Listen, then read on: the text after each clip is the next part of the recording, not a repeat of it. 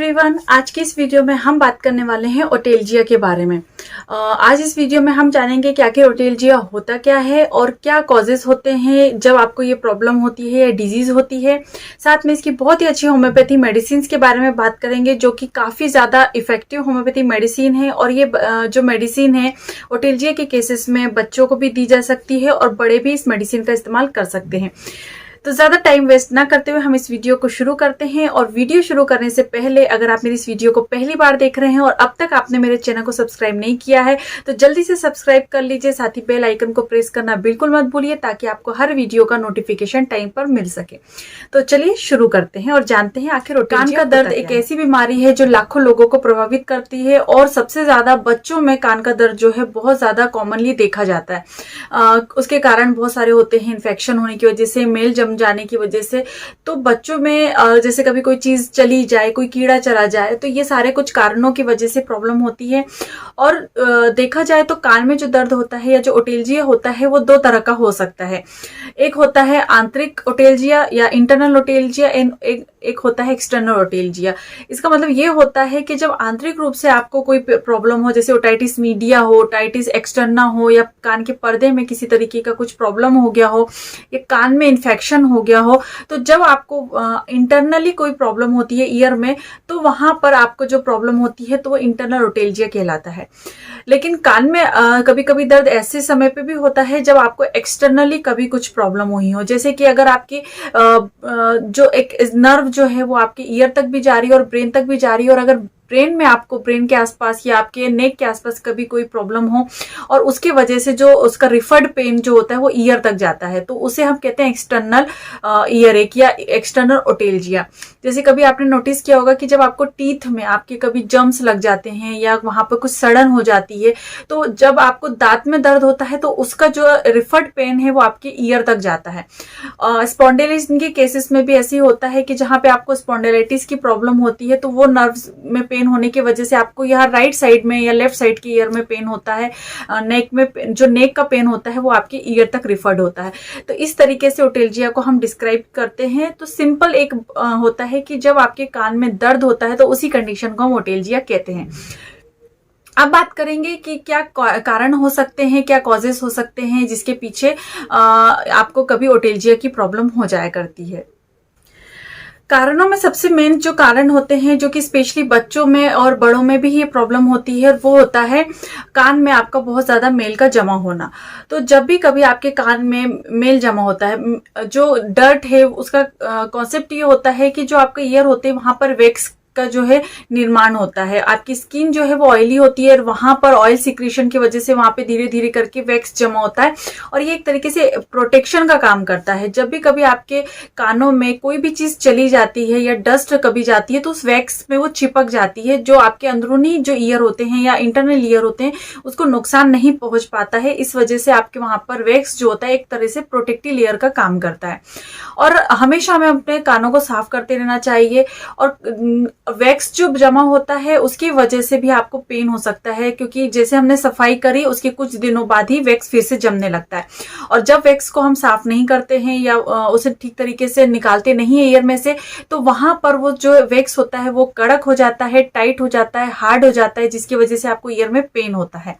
और कभी कभी तो वहां पर आपको जो है जो ट्यूब होती है वो ब्लॉक हो जाती है या वहां पर कोई भी चीज के लिए जगह नहीं रह पाती है वैक्स के बहुत ज्यादा जमा हो जाने की वजह से। क्योंकि बहुत सारे लोग होते हैं जो टाइम टू टाइम उसकी सफाई नहीं करते ईयर की, जिसकी वजह से ये प्रॉब्लम क्रिएट होती है। और इस कंडीशन में आपको थोड़ा बहुत सुनने में भी प्रॉब्लम होती है, सुनाई भी आपको ठीक तरीके से नहीं देता है। बहुत सारे लोग होते हैं जो वैक्स को साफ करने के लिए ईयरबड का इस्तेमाल करते हैं, जो कि एक रॉन्ग प्रोसेस होती है। बिल्कुल भी उसका इस्तेमाल नहीं करना चाहिए, क्योंकि जब आप ईयरबड को अंदर डालते हैं तो आपका जो मेल है वो बाहर नहीं आता है, वो ईयरबड के थ्रू और अंदर चला जाता है, जिसकी वजह से आगे जाके प्रॉब्लम क्रिएट होती है, इन्फेक्शन का भी खतरा बढ़ जाता है। तो ईयरबड का आपको बिल्कुल भी इस्तेमाल नहीं करना चाहिए। इसके बाद में जो सेकेंड जो कॉज होता है वो होता है आपके कान के पर्दे का चोटिल होना या वहां पे किसी तरीके की चोट लगना। तो जो हमारे ईयर होते हैं उसके अंदर जो ट्यूब होती है वो काफी ज्यादा सेंसिटिव होती है। जरा सा भी अगर बाहरी दबाव बन जाता है या बहुत तेज आवाज या कोई ध्वनि आप सुन लेते हैं, कोई भी कारण से कभी आप उस जगह पर गिर जाते हैं, कान के ऊपर कभी गिर जाते हैं, कोई भी कारण से, जैसे मैंने बताया कि कोई भी चीज लोगों की आदत होती है कान में कुछ ना कुछ डालते रहने की या ईयरबड को डालने की, तो उसकी वजह से भी वहां पर आपका जो कान के पर्दे हैं वो वहां पे चोट लग सकती है, जिसकी वजह से वहां पर आपको पेन हो सकता है, काफी ज्यादा पेन होता है। साथ में वहां पे कभी कभी पस भी बनने लगता है, वहां से डिस्चार्जेस भी होने लगती है और बहुत ज्यादा क्रिटिकल कंडीशन हो जाती है। और जब कभी इस तरीके की चीजें होती है जहां पे आप प्रॉपर ट्रीटमेंट नहीं लेते हैं, तो फिर वहां जो कान के आसपास की जो हड्डियां होती हैं, जो बोन्स होती हैं, वो भी गलने लगती हैं और बहुत ज्यादा इंटेंस पेन होता है। कान को पर्दे फटने के लिए बहुत सारे पेशेंट हैं, कान के पर्दों अगर उनके फट गए हैं या वहां होल हो गया है, तो बहुत सारे पेशेंट जो हैं वो उन्होंने मुझसे ट्रीटमेंट लिया है और उसके रिलेटेड मैंने वीडियो भी ऑलरेडी अपलोड की हुई है चैनल पे। आप जरूर उस वीडियो को चेक करिए और उसमें मैंने काफी डिटेल में बताया, उसकी कुछ होम्योपैथी मेडिसिन भी बताई है। तो ईयर ड्रम में होल होना या वहां पर किसी तरीके की चोट होना भी एक मेजर कारण होता है, जहां पर आपको ओटेल्जिया की प्रॉब्लम जो है समझ में आती है या आपको पेन होता है ईयर में। अगला जो कारण होता है वो होता है यूस्टेशियन ट्यूब, जो कि आपके कान की एक नली होती है, वहां पर किसी तरह से रुकावट का होना या फिर वहां पर किसी तरह का इन्फ्लेमेशन या स्वेलिंग का होना। आपके जो कान होते हैं या वहां पर एक जो नली होती है वो आपके जो नाक का जो पिछला हिस्सा होता है उस नली वहां से जुड़ा हुआ होता है और आपके गले के ऊपरी हिस्से से एक नली होकर जाती है, और ये तीनों ही कनेक्ट होता है आपस में। तो जब भी आपने देखा होगा कि आपको साइनस की प्रॉब्लम होती है या फिर आपको कभी टॉन्सिल्स की प्रॉब्लम होती है, तो आपको ईयर में भी बहुत ज्यादा पेन होता है। तो यही कारण होता है कि ये तीनों ही चीजें जो होती हैं वो एक नली के थ्रू आपस में जुड़ी होती हैं। अगर आपको किसी तरह से यूस्टेशियन ट्यूब में इन्फ्लेमेशन हो जाता है या इन्फेक्शन हो जाता है या वहां पर स्वेलिंग हो जाती है, तो वहां पर एक तरीके से रुकावट पैदा होती है, जिसकी वजह से वहां पर बहुत ज्यादा पस बनने लगता है, जिसकी वजह से आपके कान के पर्दों का भी नुकसान होता है और वहां पर बहुत ज्यादा ईयरएक की प्रॉब्लम होती है। तो यूस्टेशियन ट्यूब में अगर इन्फेक्शन हो जाता है तो फिर आपको ईयरएक की प्रॉब्लम हो सकती है। बहुत सारी फीमेल्स की आदत होती है बच्चों को सोते हुए दूध पिलाने की, तो क्योंकि यहाँ पर नलियां एक दूसरे से जुड़ी हुई हैं, तो जब भी कभी बच्चे दूध पीते तो कभी कभी ऐसा होता है कि उनका जो दूध है वो थोड़ा बहुत कान की तरफ चला जाता है, जिससे वहां पर इन्फेक्शन होने लगता है, वहां पर पस की सिचुएशन क्रिएट हो जाती है और इसी वजह से बच्चों में भी ईयरएक की प्रॉब्लम देखने को मिलती है। तो ये कारण होते हैं जहां पर यूस्टेशियन ट्यूब में अगर इन्फेक्शन होता है तो ईयरएक की प्रॉब्लम होती है। इसलिए कहा जाता है कि बच्चों को सोते हुए दूध नहीं पिलाना चाहिए, उन्हें बैठकर अच्छे तरीके से प्रॉपर पोजीशन के साथ ही दूध जो है या फीडिंग जो है करवानी चाहिए। इसके बाद में जो अगला कारण होता है वो होता है ओटाइटिस मीडिया। ईयरएक की जो प्रॉब्लम है वो ओटाइटिस मीडिया के दौरान भी होती है। ये कान के मध्य में होने वाला एक तरीके का इन्फेक्शन होता है और WHO के अनुसार अगर ये इन्फेक्शन 2 हफ्तों से भी ज्यादा अगर रह जाता है तो ये क्रोनिक कंडीशन में चला जाता है और इसे क्रोनिक इन्फ्लेमेशन या इन्फेक्शन कहा जाता है, जिसमें कि काफी ज्यादा स्पेशली बच्चों में अगर देखा जाए, अगर ये सिचुएशन होती है तो उन्हें फीवर बहुत ज्यादा आता है, ईयरएक बहुत ज्यादा होता है। लंबे समय तक ये स्थिति अगर बनी रहती है, ठीक तरह से अगर आप ट्रीटमेंट नहीं लेते हैं, इलाज नहीं करवाते हैं, तो फिर वहां पे पस फॉर्मेशन भी होने लगता है, जिसकी वजह से आपको कभी कभी सुनने में भी प्रॉब्लम आती है। और अगर बहुत लंबे समय तक ये सिचुएशन बनी रहती है तो आपके जो ईयर के जो कुछ पार्ट्स होते हैं जो कि काफी सेंसिटिव होते हैं वो डैमेज होते हैं। और एक तरीके से अगर बहुत लंबे समय तक आप ये कंडीशन लेकर चलते हैं या बच्चों में ये सिचुएशन रहती है तो वहां पर बहरेपन की भी सिचुएशन क्रिएट हो सकती है। तो इस बात को बिल्कुल भी नजरअंदाज नहीं करना चाहिए। जब कभी कान में से पस आ रहा है, आपको लग रहा है कि कुछ प्रॉब्लम हो रही है, तो तुरंत से तुरंत ENT डॉक्टर से मिलकर उसकी जांच जरूर करवानी चाहिए। ओटाइटिस मीडिया में जो इन्फेक्शन होता है वो सर्दी की वजह से हो सकता है। अगर सर्दी बहुत ज्यादा बढ़ जाती है तो वो इन्फेक्शन स्प्रेड होकर आपकी ईयर तक जा सकता है। फ्लू के वायरस के स्प्रेड या इन्फेक्शन की वजह से भी होता है और कभी कभी डस्ट एलर्जी की वजह से भी आपको ये सिचुएशन हो सकती है। इसके अलावा साइनस की कंडीशन में भी आपको ईयरएक हो सकता है। साइनस आपको इन्फेक्शन की वजह से होता है, चाहे फिर वो फंगल हो चाहे बैक्टीरियल हो। और जब कभी आपको साइनस होता है तो वहां पर दबाव बनने की वजह से आपके ईयर तक भी स्प्रेड होती है इन्फेक्शन, और दबाव बनने की वजह से आपको वहां पे काफी ज्यादा ईयरएक की प्रॉब्लम होती है, काफी ज्यादा ओटेल्जिया होता है, कान में बहुत ज्यादा दर्द बना रहता है। तो साइनस की वजह से भी आपको ईयर में जो है पेन देखने को मिल सकता है। अगली जो सिचुएशन होती है वो होती है ऑटोमिकोसिस। उमस की वजह से या सर्दी के मौसमों में या फिर बरसात के मौसम में आपके कान के अंदर इन्फेक्शन का खतरा, जो कि फंगल इन्फेक्शन का खतरा जो है काफी ज्यादा बढ़ जाता है। अगर कान के मरीज जो होते हैं जिन्हें ऑलरेडी कोई ना कोई प्रॉब्लम है, तो उन्हें सर्दी से अपने कान को बचा के रखना चाहिए। खुली ताजा हवाओं से, ठंडी हवाओं से अपने कान को बचा के रखना चाहिए। उन्हें तेज पंखे के आसपास या कूलर में नहीं सोना चाहिए, या फिर एयर कंडीशनर में भी उन्हें नहीं सोना चाहिए। इससे उनके कान में और ज्यादा प्रॉब्लम जो है क्रिएट हो सकती है और वहां पे उन्हें पेन भी हो सकता है। पेन तो होता ही है, साथ में वहां पे इचिंग और खुजली भी होने लगती है। और आखिरी कारण जो होता है वो होता है ईयर बेरोटोमा। ईयर बेरोटोमा का ये मतलब होता है कि जब कभी पानी का बहुत ज्यादा दबाव हो या बाहरी हवा का बहुत ज्यादा दबाव हो, उसकी वजह से आपका जो ईयर है वहां पर प्रेशर निर्माण होता है, जिसकी वजह से आपको इस वजह से आपके अंदरूनी कान जो है वो जख्मी हो सकते हैं।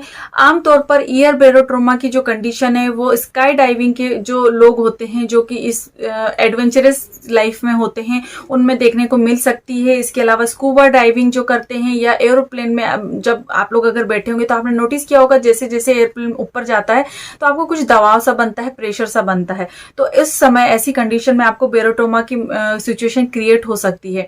बेरोटोमा के कारणों में कुछ और कारण भी आ सकते हैं, जैसे गर्दन में अगर कोई तरह से गठान हो या वहां पर सूजन हो, सांस का कोई इन्फेक्शन हो, या फिर आपको किसी एलर्जी की वजह से अगर बहुत ज्यादा सर्दी की कंडीशन है तब भी आपको बेरोटोमा की कंडीशन हो सकती है। तो ये कुछ कारण थे जिसकी वजह से आपको ईयर में पेन हो सकता है। कोई भी, अब मार्केट में ऐसे बहुत सारे ड्रॉप्स हैं, बहुत सारी मेडिसिन है जिसका इस्तेमाल करके लोग अपने ईयर एक से बचने की कोशिश करते हैं, और जो भी उनको दर्द होता है तो वो कुछ भी ईयर ड्रॉप वगैरह इस्तेमाल कर लेते हैं या कोई भी मेडिसिन का इस्तेमाल कर लेते हैं।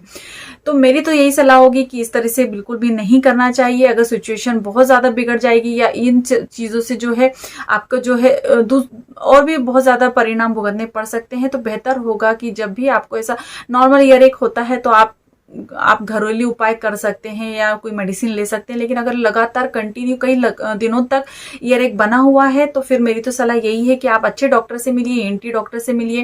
वो आपकी जांच अंदरूनी तौर से करते हैं और वो बताते हैं कि आपको किस तरीके का ट्रीटमेंट लेना है। अगर समस्या होगी तो वो आपका इलाज करेंगे, नहीं होगी तो वो आपको बोल सकते हैं कि आप घरेलू उपाय करिए, है ना। और कुछ घरेलू उपाय जो थे हमने बहुत पुराने टाइम से देखे थे कि सरसों का तेल जो होता है काफी अच्छा होता है, तो गर्म करके सरसों का तेल कान में डाला जाता है, उससे भी काफी रिलीफ मिलता है ईयर एक में। और कभी कभी लहसुन की कलियां पीस कर भी उसमें डाली जाती है और उसे गर्म किया जाता है तब तक जब तक कि लहसुन की कलियां पूरी तरह से ब्लैक नहीं हो जाती है, और इसे भी कान में डालने के लिए उपयोग किया जाता है। लेकिन कोई भी घरेलू उपाय हो या कोई भी मेडिसिन हो, कुछ भी हो, उसको उपाय करने से पहले एक बार ईएनटी डॉक्टर से जरूर मिलना चाहिए और वो आपको पूरी तरह से बताते हैं कि आपको क्या करना है। चलिए बात कर लेते हैं कि होम्योपैथी ट्रीटमेंट में आपको किन मेडिसिन का उपयोग करना है। तो सबसे पहले होम्योपैथी जो मेडिसिन है वो है कैमोमिला। ये बहुत अच्छी होम्योपैथी मेडिसिन है। स्पेशली अगर बच्चों में ईयर एक है तो वो बच्चों में भी ये मेडिसिन को दे सकते हैं, जहाँ पे वो बहुत ज्यादा चिड़चिड़े होते हैं और बहुत ज्यादा इरिटेबल होते हैं, बहुत ज्यादा जिद्दी बच्चे होते हैं। तो ऐसे बच्चों में कैमोमिला जो है काफी अच्छी उपयोगी होम्योपैथी मेडिसिन होती है और बड़े भी इस मेडिसिन का उपयोग कर सकते हैं। तो 30 पावर में आपको ये मेडिसिन लेना है। बच्चों को 1 बूंद देना है, बड़े 2 बूंद का इस्तेमाल कर सकते हैं।